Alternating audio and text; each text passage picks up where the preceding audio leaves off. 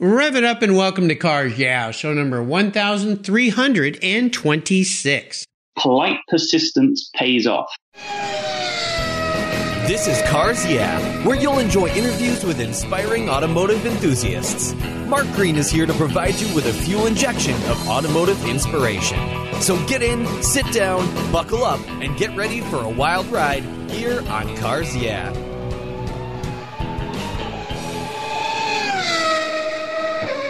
Hello, automotive enthusiasts. I'm revved up and so excited to introduce today's very special guest calling in from across the pond in Dorset, which is on the south coast of England, Matthew Field. Hey, Matthew, cheers to you, bud. Are you buckled up and ready for a fun ride?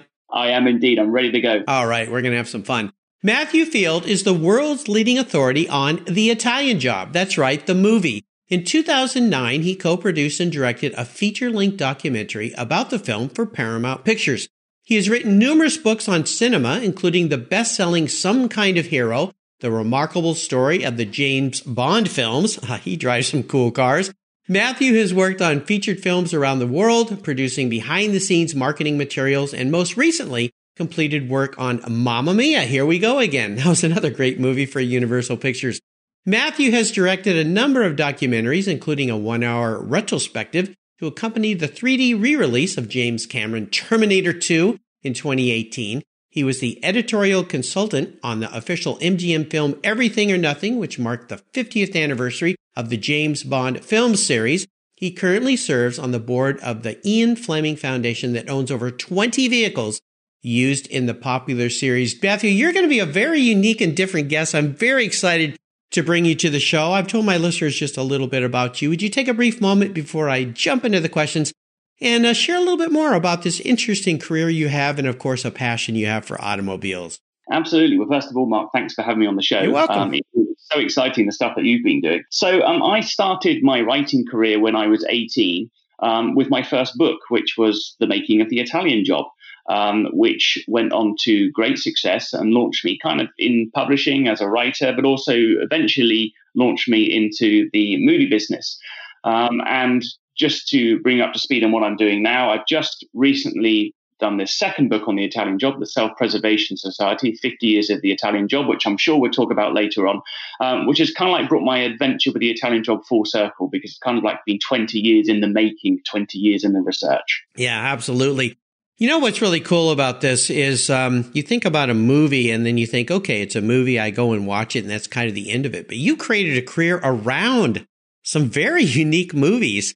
And I find that really, really fascinating. I've had lots of journalists and writers on the show. So I'm very excited to present what you do to my listeners. And as we continue on your journey, as my listeners know, I always like to start with a success quote or a mantra. This is some kind of saying that's been instrumental in forming your life and your success, and it's a really nice way to get the inspirational tires turning here on Cars Yeah. In this case, a bunch of mini tires, since we're talking about the Italian Job. So Matthew, take the wheel. Okay, so this was a quote or a piece of advice given to me by my A-level sociology teacher when I was about 17. It was polite persistence pays off. Okay. Now, I've a bit like you, I interview people all of the time. And sometimes when you're researching a project, people don't necessarily want to be interviewed. They're hard to track down. Yep. And sometimes you do find them. And there's the disappointment when they say they don't want to be interviewed or they don't want to contribute to your project. Yeah. And I always found that if you go back politely and you keep persisting someone, in the end, the good charm will shine through. So polite persistence pays off has always been my motto on every project that I've researched and written. Matthew, I've got a huge smile on my face right now, and I'll tell you why. Because like you, I've interviewed a few people. You're my 1,326th guest. And actually, there's been more because some of my shows I have multiple people on. But I'm always trying to find interesting people for this show. And one of my guests, we've lost her about 3 years ago, the great Denise McCluggage. She was a racer, a journalist, a really wonderful woman. I had the chance to meet her at the Pebble Beach Concours. And I chased her for about a year. And I got her on the phone once, and she finally agreed to be on my show. And she said to me, and she's a very direct woman, she said, "Mark, you're the most persistent and polite person I've ever interacted with." There you go. And, there you go. and so that's why I'm smiling, because you know what? You're right, Matthew. You just have to be very polite, but persistent tenacity, that really pays off for me. Has that worked for you really well? Yeah, absolutely. You have to be. And when I did the James Bond project a couple of years ago with my co-author, AJ Chowdhury, we broke down some amazing barriers and got some incredible people to come and talk about the Bond films who had never spoken about them since they'd worked on their individual picture. I mean, I'm talking big actors like Christopher Walken and Grace Jones, people that, I was getting 9 or 10 people who were gatekeeping these people were saying no. And finally, you'd get through to somebody and the barrier will be broken down. And as you say, it's that tenacity. And if you're charming and if you're honest, and, if you are a serious journalist and wanting to tell a serious story, I think you can quite often break those barriers down. And I have to say, and I'm touching wood right now as I'm talking to you, Mark, I've never actually had a no. Wow. Well, congratulations. I have had a few, and I think where those mostly I've found out later they came from are people are nervous when they hear the word interview. And that's why I've changed my whole, well, you got it. I send what's called a conversation flow. It used to be an interview flow. The word interview scares people, but if you can translate it into or twist it into, hey, we're just having a conversation, that usually puts people at ease. What are some of the tricks you've used? I will say tricks because you don't want to trick people, but you know what I mean, that you finally kind of broken that barrier. How have you gotten through some of those? I think you're going to teach me a few lessons here today. That's my hope. No, I don't think I can. Not when someone's done over 1,000 interviews.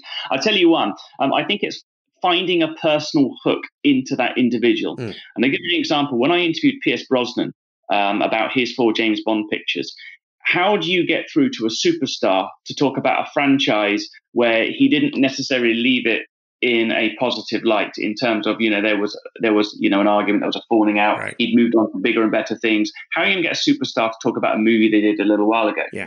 And the very first interview I ever did, and I don't know how familiar you are, Mark, with the James Bond films. I'm sure I've seen them all many, many times. Yeah. Do you remember an actor called Desmond Llewellyn who played Q, the old Q, yes, before Ben, in the old films with Sean Connery and Roger Moore? Oh yeah.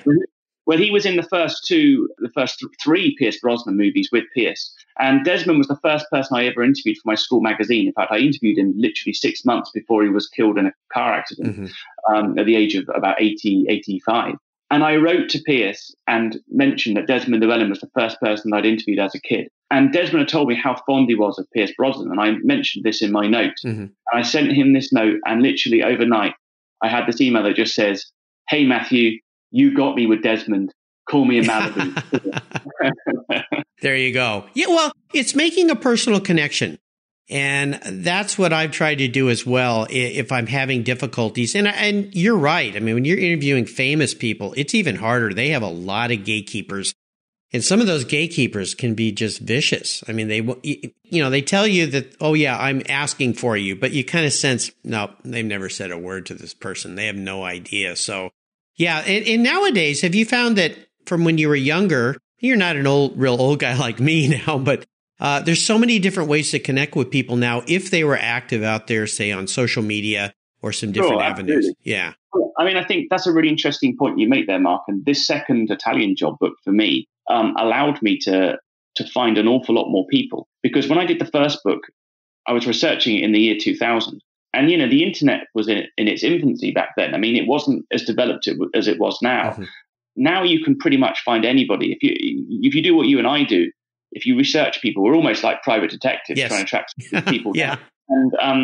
And you can pretty much find anybody through sophisticated search methods, as you said, through social media. And I didn't have that before. Yeah. So 20 years later, the whole way of researching has completely changed. The world has become a much smaller place. Yes. Yeah. I feel sometimes like Sherlock Holmes, to quote somebody that comes from your continent, that you're picking apart these little things and you find these little avenues. Just this morning, my wife helped me find a racer that I was trying to find. I couldn't find her website. And she said, well, just go, are you Facebook friend? Yeah, just go click. Oh, there it is. I'm like, oh, okay. Yeah, there it is. Right there in front of me. It's fascinating and it's a lot of fun for sure. Well, I want to go back in time a little bit and have you share a story that instigated a personal passion you have with cars. I know that you work in the movie industry and you're a journalist, but I know you like cars a little bit too. So I would love to learn about a pivotal moment in your life when you knew that you were kind of a touch of a car guy. Well, I'm going to go right back to 1985 when I first saw The Italian Job. And just quickly remind the listeners, the original movie is full of classic cars. It's not just the Mini Coopers. It opens on a Lamborghini Miura going around the Italian Alps. We've got Aston Martin DB4s in there, Jaguar E-types. So it's full of, it's a car junkie's dream.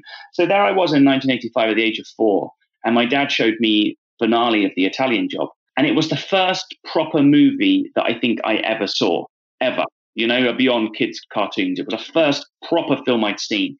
And it stayed with me. It always stayed with me. And I watched that film over and over and over. And I just love cars. In fact, my favorite toys were my cars when I was a kid. And in fact, by the age of 5, I could pretty much name every single car that was on the roads here in England. I was more of an expert on contemporary cars in the mid-'80s than I am now at the age of 38. So I loved cars right from day one. I had about 400 toy cars, and I played with them day in, day out. They're my favorite things. And I love the Bond films as well, as you said in my intro. And they're full of all sorts of different cars over 50 years, from Aston Martins to Lotus Esprits to BMWs and the PS films. So I've just loved and been fascinated cars from day one, and especially with The Italian Job. I mean, we were, a mini family. Both my grandmothers drove minis, and I used to love going out and sitting on the driveway and actually, reenacting The Italian Job at the age of 5, just sitting there, behind the wheel, this chocolate brown mini, So, no, ever since I can remember, cars have always been around me. I mean, I've loved them, Yeah, absolutely. And I remember in the first movie, too, another car that you didn't mention there, the Fiat Dino. Of course, which the Mafia drive. Yeah, absolutely. Yeah. They were actually gifted to the production by Gianni Agnelli, who was the head of Fiat, who, when he welcomed them to the filmmakers to the city of Turin, he gave the producers at his disposal 3 Dinos, which are absolutely fantastic cars. I love them. In fact, they don't get celebrated that much in the movie because so many other cars overshadow them. But it's really interesting, Mark, that you pointed out the Dinos. Well, I love the Dinos, and what's interesting to me about the Fiat Dino, number one, I believe it has the same motor that they put in the Dino, the Ferrari Dino, that's right. Which is the same. And also, those cars, if you look at the coupe version of those cars compared to the cabriolet version, they almost don't even look like the same car. The coupe is kind of rather plain Jane and not so sexy, but the Fiat Dino has some really beautiful lines. Oh, it's fantastic. Yeah. And there's 3 of them in The Italian Job. In fact, just earlier on this afternoon, a friend of mine who just read my recent book that's just come out, he said to me, I just had a lead that one of the Dinos might still be on the road here in England. So that's something that I'm about to investigate. Oh, wow. It's interesting you bring that car up, because so far I've been doing several weeks of publicity and nobody yet has mentioned the Dino. Oh, yeah. Well, I think they're really beautiful cars. And for a long time, they were kind of left the wayside. You could pick them up for rather cheap, and many had not been restored because they weren't worth a whole lot. But they've kind of crept back up as the rising tide of collector cars has raised. I've had the luxury of driving a Dino, and they're just a wonderful, splendid little car to drive. Not terribly fast, of course, but neither is the Ferrari Dino, but just a joy to drive. Yeah, I'm afraid I've never driven one, but no, I'd love to. Well, we got to get you in one. I'll see what I can do about that. Maybe that'll come up in a question a little later during our talk. We'll see where we go with that. But right now, I want you to talk about a big challenge or even a big failure that you faced along the way in your career. And the reason I like this question is it helps others who might be facing the same challenges. But the most important part of this, once you kind of go through the painful part, is what did it teach you? Because these tough lessons are very valuable, I should say, for us going forward. So tell us about an experience that was difficult and tell us how that helped you gain even more momentum as you move forward in your career and your business and your life. Well, it's a really interesting question, and I loved it when I saw it on the interview prep there. My last book before this new Italian Job book was, as you mentioned in the intro, Some Kind of Hero, the remarkable story of the James Bond films. And I co-wrote that with a very good friend of mine, AJ Chowdhury. And it was a mammoth job. It didn't have a whole lot of time to write it. It'd been 20 years in the prep.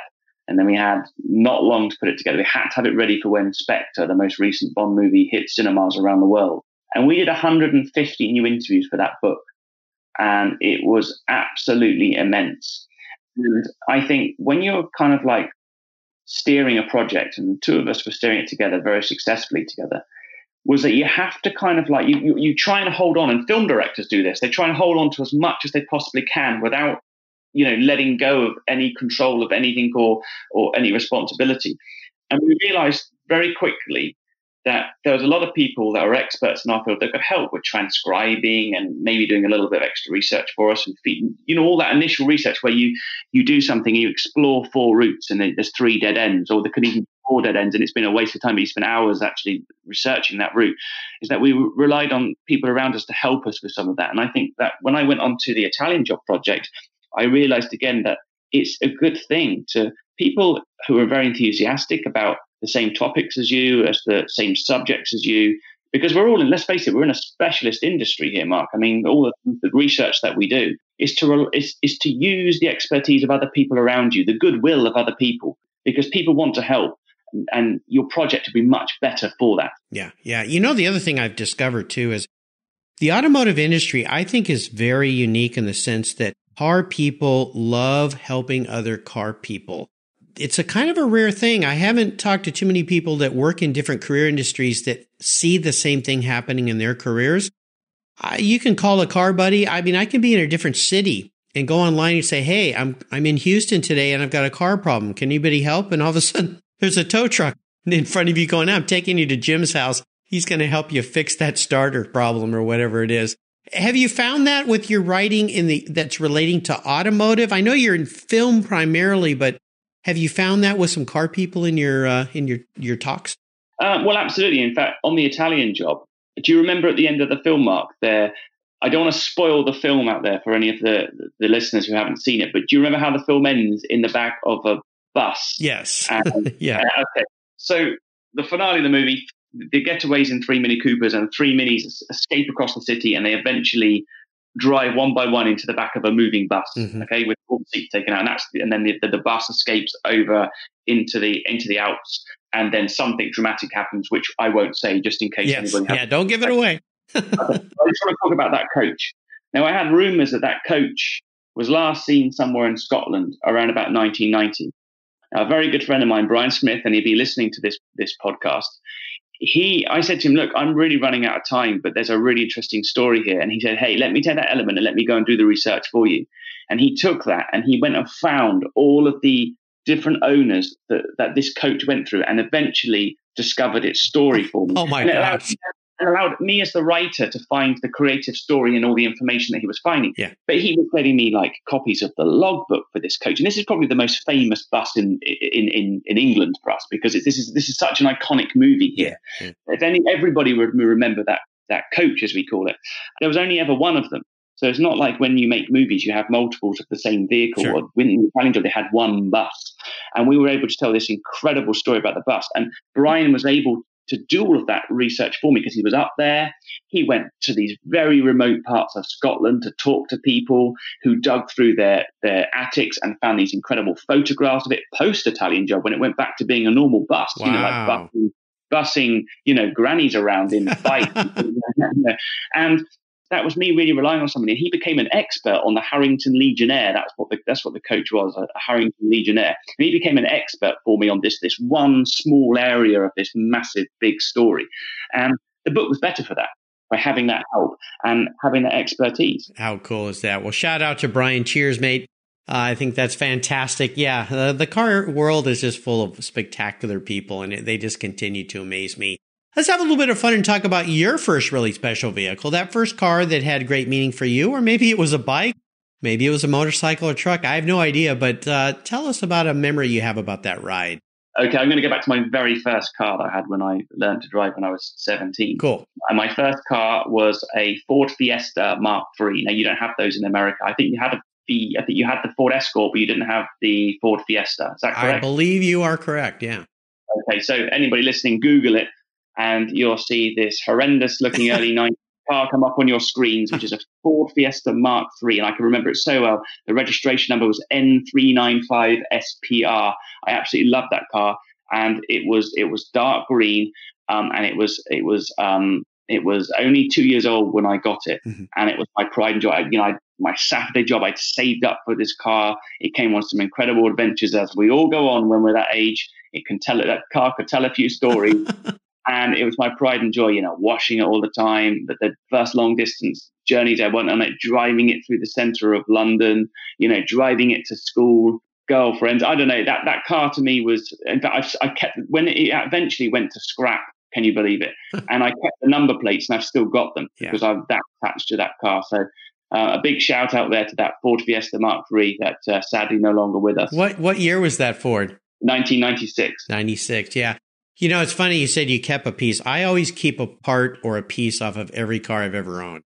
And so I have this. What does your garage look like? Well, I haven't owned a whole lot of cars, but I have had a few. But there's always something that I keep off the car. And it's just kind of a little memory. And, usually it's not something. I mean, one was a glove box cover. I had a 66 Mustang Fastback that was a clone of the GT350, the Shelby. And I had Carroll Shelby sign the glove box. So, I had to keep that. I mean, that was like cool. Mandatory. Yeah. And, and some cars I've swapped out steering wheels. So I kept the original steering wheel, older cars. But, I always have a little memory, of that vehicle. And speaking of memories, we all have seller's remorse. Is there a seller's remorse story in your life?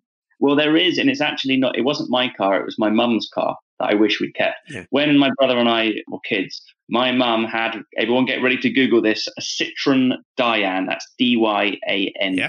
Yeah. Now you'll be pretty familiar with the Citroen Derchevaux, the 2CV. Oh yeah. So the Dyane was a derivative of the 2CV. It was built between 1968 and 1982. Okay, we had this blue Citroen Dyane. And as with the Derchevaux, the roof would roll all the way back as a canvas roof, and you used to just unclip it. I mean, this thing was held together by a bucket of bolts, and you'd wind this roof back, and it was literally just a tin can. I mean, there was nothing in it. It was a 600cc, this Citroen. Uh-huh. And I just have very fond memories of that car. In fact, when it used to be the Christmas fair at school, my dad would drive Santa Claus to the Christmas fair, and he'd be hanging out the top. The canvas roof would be taken off the Dyane, and he'd be hanging out the top of the car, and we'd be ringing the school bell, and all the kids would come out and the thing. Into the playground. So I remember that car very fondly. And we must have sold it. It must have been about 1993 for like £100 or something, because it was absolutely knackered, this car. But now, the other day, I just started looking around the internet to see how much a Citroen Dyane would go for, and you're now into the thousands. For a good one, you're talking like £4,000 or £5,000 for one of these cans. And I just have very fond memories of it. So I just wish that we'd never sold that car, because it just gives me such fond memories of my childhood. Well, you're going to smile at this. I'm very familiar with that car, and the reason being is a good friend of mine who lives in the Northwest, who's been a guest here on the show, Kenji Yoshino, owns a company, and he sells he's Japanese, but he sells Citroen parts. He is in love with Citroen cars, always has been. He's given me many rides in all his different Citroens. And one of the last cars I rode in with him, and he may still have it, is a Dyane. And to America? In America, yeah, here in the Northwest. And when he brought it over, I just looked at this thing, and you talk about a tin can. Now, I wouldn't say that if you're listening, Kenji. My apologies. But it's kind of just a big tin can. But what I find lovely about that car is you just look at it and you have to smile. I mean, it's a personality. I know that it was designed and based on the Citroen, as you said, 2CV, which most people know, but it just has I don't know. It's just a little sense. It's like a little toy or something. Exactly. And ours was blue. In fact, my auntie, she had a red one at the same time. So we had two Dyanes in the family. Yeah. Well, I believe Kenji's is blue as well. I'm going to have him send me a picture, and I'll send that to you. It'll make you smile. I can't believe that anybody would have gone to the expense of importing a Citroen Dyane to the United States. So that's made my day, that has. Well, Kenji loves Citroens. He sells parts all over the world. He loves Citroens. He always has. And he kind of, when he first introduced me to the brand, I'm like, so what? Citroen, I have no interest. But I've learned to love them. He's given me rides in some that I can only say riding in some old Citroens is like riding on a cloud. It just kind of moves and gyrates, and you just kind of go with the flow. It's like incredible, really interesting suspensions on them. Oh, and another derivative of the 2CV, which you might be familiar with, is the Citroen Mahari. You ever heard of the Citroen Mahari? Yeah, thanks to Kenji. Yeah. The Jeep version of the 2CV. Yeah. Very interesting. Yeah, very interesting ride. Very cool. Well, Kenji, if you're out there listening, I hope you are. A big smile on your face, buddy. You can go back and listen to his show. He's one of my very first guests I had here on Cars Yeah, way back. I think he's in the top 10. So go back and check it out. Well, I would love to talk to you a little more about what has you excited and fired up now. Will you talk about your book? So this is a chance to kind of share what you're doing with people and what has you excited about your business today. Yep. So I've just finished. It's just been published, a new book on my favorite film, The Italian Job. So it's called The Self-Preservation Society, 50 Years of the Italian Job. And the title is based on the Quincy Jones song that he wrote for the film, in which he uses those lyrics, The Self-Preservation Society. I mean, YouTube that song for anybody that hasn't heard it. It's a great piece of music that Quincy wrote for the film. It's 50 years. We've had some major celebrations this year for this film. I mean, in this country, we love this movie. It's very patriotic. It's about a gang of British crooks that go over to Italy and steal a gold shipment, and they escape in 3 Mini Coopers across the city of Turin into the Italian Alps. And it stars Michael Caine and Noel Coward. We launched it on Wednesday at the Mini plant in Oxford, where every Mini that is exported around the world is made. We started off with all the VIP guests got a tour of the factory production line, where they build 1,000 cars a day. Then had a screening of The Italian Job, and it was a pop-up screen built inside the factory with stadium seating. And we had on one side of the screen the 3 Mini Coopers, and on the other side of the screen we had all 3 original cars that survived filming. We had the Lamborghini Miura, the Aston Martin DB4, and the red E-Type Roadster on the other side. All 6 cars inside the room with the audience, which was great fun. So, and Michael Caine sent a very lovely video message, which was played in front of the movie. So this new book, it's based on over 50 new interviews, over 400 photographs from the making of the movie, with all of these car chases, behind the scenes in action. And I'm just so totally pleased with it. It's incredible. 335 pages is a very, very heavy book. I think most people who receive it are quite surprised at how large and how heavy it is. But I don't want to sound big-headed about it, but I think it is the definitive word on this movie. And we've just had great interest in it over here in the last 2 weeks because of this anniversary. But what's also been equally interesting, and the reason we've had so much press, is not only is it the 50th anniversary of the film, it's also the 60th anniversary of the Mini, which first rolled off the production line in Oxford in 1959. Yeah, it's very cool. And a shout out to Rebecca Leopard, who connected us. She sends me so many great people. And now the book's available today. Is that right? That's correct. It's available from www.porterpress.co.uk. There you go. I'll make sure to put a link to that on Matthew's show notes page. If you love cars, and if you're listening to the show, of course you love cars, get your hands on a copy of this book because it's really cool. And if you haven't seen the original movie, go back and watch it. And if you have, go watch it again. It's just wonderful. And now that you know to watch for that Fiat Dino as that extra car, kind of the outlier there, I think you'll have fun spotting all the fun cars. And now you know the inside story on the coach, which is pretty cool as well. But get the book, read it first, and then go back and watch the movie. I think you'll love it. So Matthew, up next is the last lap. Before we put the pedal to the metal, let's say thank you to today's Cars Yeah sponsors that make this all possible. What's the worst thing for your car's interior? No, it's not that milkshake the kid spilled in the back seat. It's the sun. Harmful UV rays cook your automobile's interior hour after hour when it's parked outside, even on a cloudy day. What's the solution? Covercraft sunscreens. They protect your dash, seats, and interior finishes from those damaging UV rays while keeping the interior temperature tolerable, even on the hottest summer days. No more painfully sizzling seats and steering wheels for you. They unfold quickly and easily install, stay where you put them, and are custom patterned for an exact fit. The foam core acts as a cooling insulator, and you can get yours in different colors and finishes. And they even fold up easily and store under your seat or on the floor. I've used Covercraft sunscreens for years, and they are a fast and easy solution that protect my beloved cars when they're not in the garage. Learn more and order yours at covercraft.com. Want to protect your entire vehicle? Get a car cover from Covercraft. They have those too.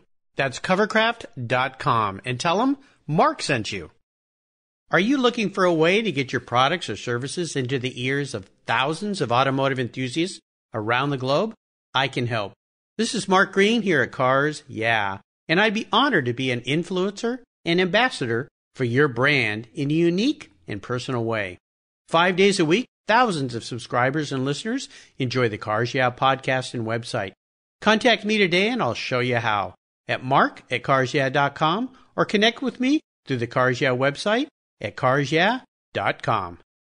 Hey, Mark Green here from Cars Yeah. Did you know you can now see me on the Cars Yeah TV show? It's a weekly visit to some of my past Cars Yeah podcast guests, and I take you along for the ride. You go behind the garage door and into their lives, their businesses, and you get to see what makes them successful. With tens of millions of viewers, Cars Yeah TV is making its mark. Cars Yeah TV is available on MAV TV and Lucas Oil Racing TV. You'll find MAV TV on Direct TV, Fubo TV, Fios by Verizon, or you can stream it through Lucas Oil Racing Television online. And they said I only had a face for podcasting. All right, Matthew, we are back, and I have a very introspective question for you, kind of putting you on the analyst couch here today.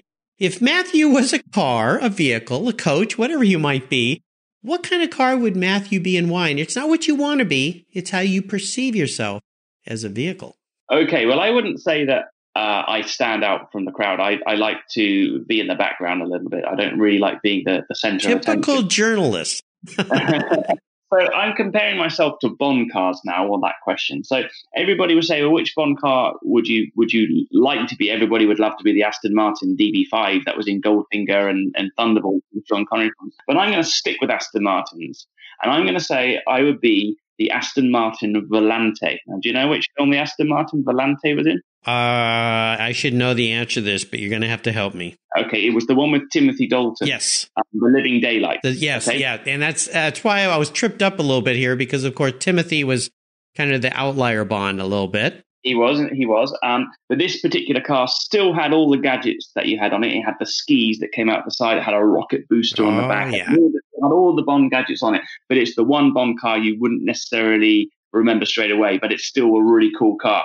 So that's how, if I was to be a Bond car, I would be the Aston Martin Volante. And just an interesting bit of trivia for you, Mark. Yeah. This car, this Aston Martin Volante, is making a comeback in the next James Bond film, which is shooting right now. I've heard that. Yeah, that's pretty darn cool. Well, I'm looking forward to that. And that movie, I love that movie. But again, the car with the gadgets, that's what makes it. That's what makes Bond, is all the gadgets. I mean, from the time I was a little kid all the way up to the new Bond movies. That's what makes it fun. So nice choice, my friend. I like the way you went through that analysis with me. So you passed that test. Matthew, we're entering the last lap. I'm going to fire off a series of questions and ask you to give our listeners some very quick blips of the throttle answers. So here we go. What's the best automotive advice you've ever received? Always have an expert with you. Yes. Okay. Always have an expert. You might like cars, but you might not necessarily know how to run them. And when I'm next buying a Mini, I'll have one of the Mini experts on that particular model with me. Always have an expert. Never ever get drawn by your heart, which can always happen when you buy a car. Oh, gosh. Yeah. One of the rules I've done is if I start to fall in love with something, I take a friend and I say, talk me out of this. So their job is to look at everything that I'm glazing over that is wrong with that. So that for example, on Minis, the subframes are known for being so terribly bad. I mean, even those later classic Minis that were built up to the year 2000, within 18 months, the subframes can be gone on them, rusted right through. So that's what I say. Always have an expert with you who knows to look for the immediate 5 points. They can go bang, bang, bang, bang. Say, yeah, this car's solid. Go for it. Yeah, absolutely. Would you share a personal habit you have that has contributed to your many successes over the years? I think it would have to be, just going back to what we were saying earlier on, I think it have to be determination. Yep. Like when I go into a project, I throw everything into it, whether I like the subject matter or not. I mean, I'm not a big fan of the Terminator, but I'd like to think I made the best documentary ever on Terminator 2, which I made a couple of years ago. And I made myself an expert on it. I think if you're going to tell a story as a journalist, and you may find this too, Mark, is that, you want to tell the best story possible. And I think that's what I do, determination. Yeah, determination. And of course, that polite persistence will add to that, and tenacity too, which I have a feeling you have plenty of that streaming through your bloodstream. How about a resource? There's a lot of great resources. We talked about what we can do on the internet these days, social media. Is there a resource that you're really fond of you'd like to share? Absolutely. When I was researching the Italian Job book, I wanted to do a profile on every car that featured in the movie. What happened, the history of the car before the movie, and then the history of it afterwards, and does it survive to this day? And a great place for me to go to was the Internet Movie Card Database. It's an incredible resource. Yeah. And it wasn't all accurate, but there was lots of stuff, lots of avenues for me to use as research. So if you're interested or you want to find out about a car that was used, even in the most obscure movie, go and have a look at it. The IMCDB, it's fantastic. Yeah, it's brilliant. About 4 years ago, a good friend of mine, Tim Adams, who I've known forever, I went to college with him. He's a Fabergé expert, and he told me about that website because he's real into everything British. I think he should have been born in England. I mean, he just loves everything from your country. He loves Rolls Royce. He's an expert on those, and Bentley. And he sent me a connection to this, and I went, I didn't know this website. And I've gone back and used it many, many times when I'm trying to find things. It's a fantastic website. I'll remind our listeners, I'll put a link to that, imcdb.com, on Matthew's show notes page. Check it out. You're going to spend a little bit of time there, though, I promise you, because you'll start to see cars you didn't even remember that were in movies. Absolutely, you will. Yeah, like there's an interesting car in the movie Alfred Hitchcock's The Birds at the end where they pull that car out of the garage and they drive away with all the birds and everything. And I'm like, what is that car? So that's a great place for you to go research that. I'm not going to give away the answer to that because you listeners, you got to go check out imcdb.com and you can tell me what that car was. Now, if I could arrange for you, Matthew, to sit down and have a drink with anyone in the automotive industry, living or deceased, who would that be? I'm going to choose, Mark, Sir Alec Izagonis. Oh. Do you know who Sir Alec Izagonis is? No, that's a new name here. Okay.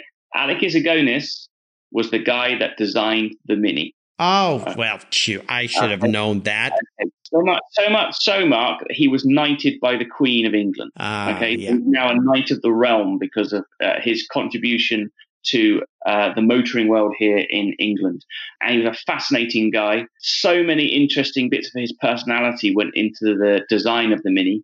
I don't know if you've ever been in a Mark I Mini, but if you open it, there's a really large inside door pocket that always said to fit a bottle of milk from there. Yes. In reality, if you tip a bottle of Gordon's gin on its side, it also fits very comfortably into the side pocket. So there's lots of wonderful quirks in the Mini that Sir Alec Izagonis brought to it, and he died in 1988. So long before I grew up. Yeah. But I'd love to have met this guy. He was absolutely fascinating, and he designed probably the most famous car this country's ever produced. Yeah, back when I was in college, I had a roommate and a friend of his had one, and I had never ridden in one before, the old original one. And he took me for a ride up to the Cross on La Jolla. I was living in La Jolla going to college, and he took me on the ride up this windy hill up to the Cross on Mount Soledad. I couldn't believe how that car went around the corners. And I'm like, you're going to kill us. Slow down. He goes, oh, don't worry. We're fine. Yeah, exactly. Yeah. And then he let me drive it back. And I fell in love with the Mini Cooper at that time. I just thought this car is absolutely wonderful. And one of my long-term sponsors here, a shout out to Chris Kimball. I know he's listening. He listens every morning to the show. He has a Mini Cooper, and Chris is a very tall guy. And he fits into that car well. He has a Pantera as well, but he loves his little Mini Cooper. I don't know how he stuffs himself in there, but he keeps telling me there's plenty of room. I haven't been in one in a long time. I've owned two newer Mini Coopers that we bought for our daughter. Very different cars, of course, and bigger, but I love those old Mark I's. Fantastic. How about a book? Now, I know we've talked about the Self-Preservation Society, 50 Years of the Italian Job by Matthew Field. Is there another book that you'd like to suggest our listeners read? Okay, this book's out of print though, Mark, but I want people to go and seek it out because it's a really, really, really interesting book. Uh-huh. And it comes back to my obsession with James Bond. Now, a friend of mine wrote this remarkable book in the early 90s called The Most Famous Car in the World. Okay, it was by Dave Worrell. Okay, now this book was the history of the Aston Martin DB5 in Goldfinger.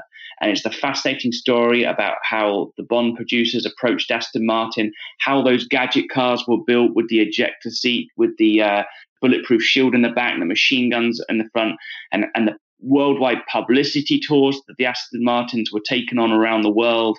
And then, of course, all the merchandising and toy car spin-offs from this one appearance in Goldfinger and then, of course, in Thunderbolt. And it's a really, really good piece of journalism. He interviewed, the technicians who made it. He interviewed the marketing people at Aston Martin. He interviewed everybody. If you're interested in Bond or you're interested in Aston Martins or the DB5, this changed product placement, how it works. This was the first time, a vehicle had a starring role in a movie. And it's called The Most Famous Car in the World, and it's by Dave Worrell. Go and check it out if you can get a copy on Amazon, on used Amazon or something like that. Yeah, absolutely. Very, very cool. And of course, I still have my Corgi DB5 with the ejector seat and all that from when I was a little kid. So, but in its box, or is it smashed up? Oh, no, I don't smash up any of my stuff. All my cars are spotless. In fact, you'll love this, Matthew. My first Matchbox by Lesney, my dad bought me when I was about 4 or 5 years old. Jaguar E-Type Coupe, red. Still have the box. The car is spotless. Yeah, I'm a little bit of a nutcase when it comes to taking care of my stuff. So my Matchbox cars never got dinged up and messed up. Cool. How many have you got, Mark? Oh, I don't even want to count them because my wife's listening. She'll just roll her eyeballs. But let's just say I have them all from when I was a kid. All those old Matchbox cars and a lot of Hot Wheels cars as well. Way too many model cars on my shelves, that's for sure. But you can never have too many. No, I don't think so. It's a way you can enjoy them. I'm sitting here looking at an early 911 sitting in front of me on my desk, so I kind of swap them out each day so I can look at something different. Since I can't afford to have them all in my garage. Well, I'll remind our listeners you can find all these great links that Matthew has shared with us and all of these resources on his very own Cars Yeah show notes page. Just go to carsyeah.com, type in Matthew Field, and his page will pop right up. All right, Matthew, we're up to the checkered flag, and this last question can be a bit of a doozy. Today, I'm going to buy you any cool collector car in the world, but there are some rules to this game that make it a little challenging. You can't sell it to buy a bunch of other toys with. You have to drive it. No garage queens allowed here in Cars Yeah, but it's the only collector car you can have, so choose wisely. It's going to be the Lamborghini Miura from here. Of course. And it's in orange in that Arancio Miura, yeah. The name of the car. Yeah. Now, I was with it on Wednesday night. It was brought over from Liechtenstein for our special launch preview. It's recently being discovered, the actual very one from the film. And I just fell in love with it. Yeah. And I'd not sat in a Miura before, and I loved it. So if I could choose any car, but it'd have to be that one, the actual one that was used in the opening sequence of the Italian Job. Yikes, that's going to be costly for me, my friend. But that's okay. I think I've bought all 24 Ferrari GTOs that ever existed for past guests here on the show. But the Lamborghini Miura is one of those just absolutely delightful cars in my mind. I was fortunate enough to drive one once that had been restored. It was lime green. Of course, yeah, that's a great color. Oh, just a marvelous car to drive. That engine is like 3 inches behind your head. Just a dream car. And I really have to say it's probably, for me, one of the top 5 most beautiful road-going cars ever built. It's beautiful, but that one for the movie, of course that's the one you want. What else would you want? Right? And of course, I never sell it. So it fits perfectly to your question. I think so. Well, Matthew, you've taken me on an awesome ride today. I've really enjoyed getting to know you better. I want to thank you for sharing this incredible journey with us. Could you offer us one little parting piece of wisdom or guidance before you drive off into the English countryside in that Lamborghini Miura in orange, the one from the movie, The Italian Job? I think if you've got a great idea, whether it be a book, a film, or restoration, just do it. Too many people spend too much time talking about what they want to do in life, and you have to do it. So if you're listening out there and you've got a project or something that you really want to make, go and do it, and do it this year. Yep, absolutely. Life is fleeting. Life is short. And as Nike says, just do it. And there's a reason for that. What's the best way for people to follow along with you, Matthew, and keep in touch with you? Well, just check out my Facebook page. Follow it on there. We'll give you the link, and you can put it in my notes that follow the interview. Absolutely. I encourage you to check it out. Get yourself a copy of this book. It goes into any automotive enthusiast library. It's a place to be. Just on my shelf. Fantastic book. Bravo to what you've done. Thank you, Matthew, for being so generous today with your time and expertise and for sharing your experiences with me and the Cars Yeah listeners. Until you and I talk again, my friend, I'll see you down the road. Thanks, Mark. You're welcome. You take care of your cars, but who takes care of your investments? Tune-ups aren't just for engines. Updating your financial plan is important too. Your GPS may take you from A to B, but it won't help you on the road to financial freedom. For that, you need a good co-pilot and a very trusted advisor. Chris Kimball, CFP, is just the man for the job. He'll guide you down that road without driving you crazy. For over 25 years, Chris has helped people just like you and me with their financial planning and investments. With a master's degree in financial services, he is eminently qualified, and he's a car guy too. Learn more at chrisvkimball.com or call 866-ON-A-PLAN. Securities through Money Concepts Capital Corp., member FINRA SIPC. CK Financial Services is not affiliated with Money Concepts Capital Corp. Thank you so much for joining us on today's ride here at Cars Yeah. Drive on over to carsyeah.com to find show notes and inspiring automotive fun. Download your free copy of Filler Up, a fun book filled with gorgeous photographs of fuel filler fun, including quotes from more inspiring automotive enthusiasts. Download your copy today, and we'll see you next time on Cars Yeah.